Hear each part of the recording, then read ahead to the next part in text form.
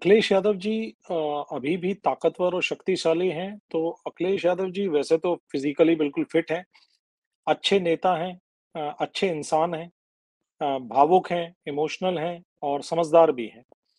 पर अगर अपन इस बात को देखें कि आपकी शक्ति का प्रदर्शन उस बात से होता है कि आप कितने वोटर्स अपनी तरफ खींच सक के उनसे वोट अपने पक्ष में डलवा के चुनाव जिता सकते हैं या नहीं। अगर आप चुनाव जिता सकते हैं, तो आप शक्तिशाली हैं। अगर आप चुनाव नहीं जिता सकते हैं, तो आप शक्तिशाली में आपके बातचीत में या आपके कहने में प्रश्न चिन्ह लग जाता है। अब अगर ये टॉपिक इस बात की हम उनकी ताकत का परीक्षण राजभर और शिवपाल जी की वजह से कर रहे हैं, तो आपको मैं एक बात बता दूं कि शिवपाल जी का छोड़ दें, राजभर जी ने सीटें तो पता ही हैं आपको 5-6 जो भी हैं और उनका वोट बैंक 2% के आसपास भी नहीं था। राजभर जैसे लोगों के साथ गठजोड़ करने से होता ये है कि आप एक परसेप्शन क्रिएट करते हैं कि जिस समुदाय को राजभर रिप्रेजेंट करते हैं, वो अखिलेश के इस जिसको कहते हैं हम समुदाय के या जिस गठबंधन के साथ हैं। आपको याद रखना होगा कि 13 दिन की सरकार में अटल बिहारी वाजपेयी जी को लाले पड़ गए थे अपने लिए गठबंधन के सहयोगी ढूंढने के लिए, पर महज 2 साल बाद, 2 से ढाई साल बाद उनके पास एक 12 से 14 पार्टी का गठबंधन था और उन्होंने फिर 13 दिन की जगह 13 महीने सरकार बनाई और चलाई और उसके बाद एक वोट से गिर गए। आपकी ताकत, आपकी शक्ति की ताकत या आपकी शक्ति का मापदंड आप मैं चुनाव जिता सकते हैं या नहीं, इस बात पर निर्भर होता है।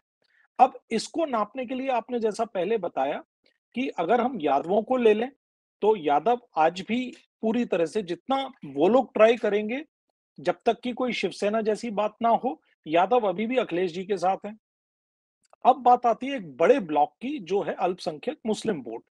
और मुस्लिम वोट के साथ अखिलेश यादव जी की कोई रणनीति हो, तो मेरा ऐसा सोच है कि अखिलेश यादव जी की अभी फिलहाल इस जगह बहुत बड़ी एक फॉल्ट लाइन है और उनके पास इनके लिए कोई रणनीति नहीं है। उदाहरण के लिए मैं आपको बताता हूं, मैं इंदौर शहर में रहता हूं। इंदौर शहर में अभी कुछ दिन पहले नगर निगम चुनाव हुए। नगर निगम चुनाव में मैंने एक छोटा सा डेटा एनालिसिस किया कि मैंने वो वाले वार्ड ले लिए जिसने मुस्लिम्स थोड़ी ज्यादा तादाद में थे। उन 10 वार्डों में से तकरीबन 7 वार्ड कांग्रेस जीती है। मसलन कांग्रेस का जो झुकाव मुसलमानों का कांग्रेस के प्रति है वो अभी भी इंटैक्ट है। टोटल सीटें जो कांग्रेस जीती वो 19 से 85 में से टोटल वार्ड जो जीते, उससे हमको ये लगता है कि मुस्लिम्स के लिए अभी कमलनाथ या कांग्रेस के पास अभी भी उनकी आस्था है।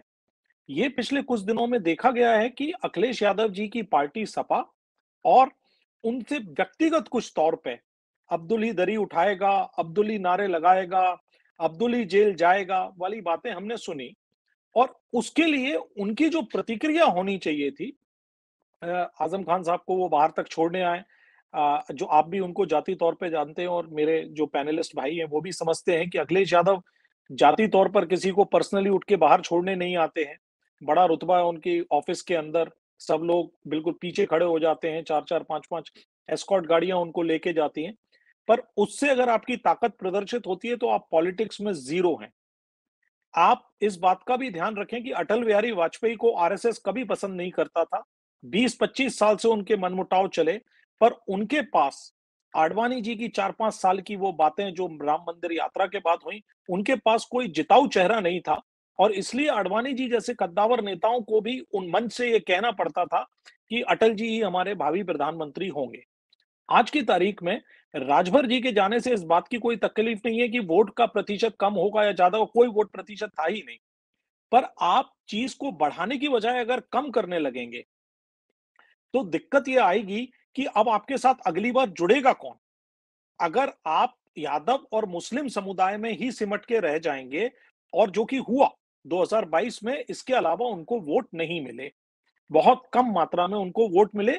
और चूंकि मैं था वहां पर तो मैंने ये देखा भी नहीं कि कोई खास प्रयत्न किया जा रहा है उनकी तरफ से कुछ वोट को पाने के लिए। मैं जब दलित आइडियोलॉग से मिलता था तो उनका कहना था साहब कि एक ट्वीट नहीं कर सकते हैं ये।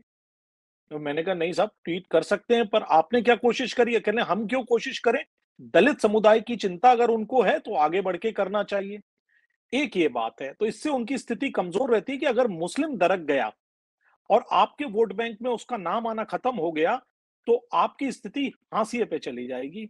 एक और बात है कि एक जमाने में जो मुलायम सिंह जी ने जिस तरह की राजनीति करी, बड़ी प्रैग्मेटिक राजनीति थी। 4 कोणीय मुकाबला होता था। 25% वोट का मतलब होता है 30% वोट का कि आप सरकार बना सकते हैं।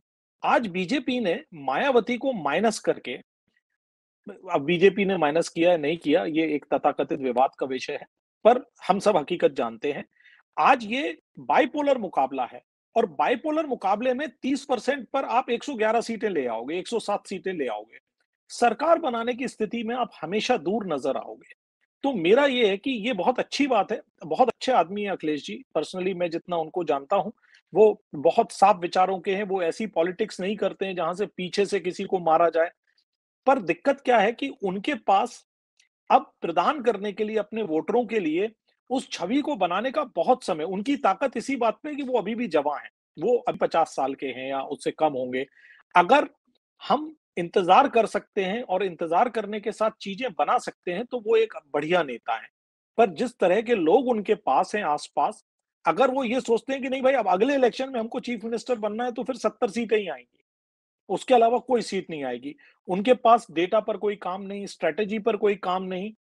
वो हर दिन प्रेस कॉन्फ्रेंस करते थे। प्रेस कॉन्फ्रेंस में लोग आराम से चाय पीने और बात करने जाते थे, बुलाया है तो जाएँगे। पर प्रेस कॉन्फ्रेंस में कोई ठोस बात निकल के नहीं आती थी। अब होता ये कि अगर वो जीत जाते तो उनका कुनबा बड़ा हो जाता। पर आज जब वो जीते नहीं हैं और ये भी हमको मान के चलना चाहिए कि आज जब शिवसेना जैसी बड़ी पार्टी जो काफ़ी सालों से थी और उसका वोट बेस उनसे ज़्यादा घना है, अगर उसको छिन्न-भिन्न कर दिया, तो बीजेपी के साथ आप जो लड़ाई कर रहे हो आज, उसके लिए आपको मल्टी डायमेंशनल होना चाहिए और मेरा मतलब आपके और दर्शकों को भी यही कहना है कि अगर हमको डेमोक्रेसी को जिंदा रखना है, तो हमको हमारी डायमेंशंस बढ़ानी चाहिए। सफाई-गोई में उनका कोई सानी नहीं है। राजभर जी जिस तरह का हिसाब-किताब करते हैं, उससे बैठ के बात करनी चाहिए। बार-बार लोगों को अपन कहते हैं इंटरव्यू देके नहीं होता है। पर ये बात भी ध्यान रखने वाली बात है कि राजभर जमीन से जुड़े नेता हैं। राजभर को बेटों को मैंने झंडा बनाते देखा है यूपी के इलेक्शन में। राजभर जमीन की नब्ज पकड़ते चलते हैं अपने इलाके में और उन जैसा साथी खोना कहीं न कहीं जी, हमको इस बात की इंगित करता है कि अखिलेश जी को अभी जी। मेहनत करनी है। और आप हमसे जुड़े रहने के लिए सब्सक्राइब करें YouTube पर, फॉलो करें ट्विटर पर और लाइक करें Facebook पर। और ज्यादा जानकारी के लिए आपको टाइप करना होगा सिर्फ न्यूज नशा।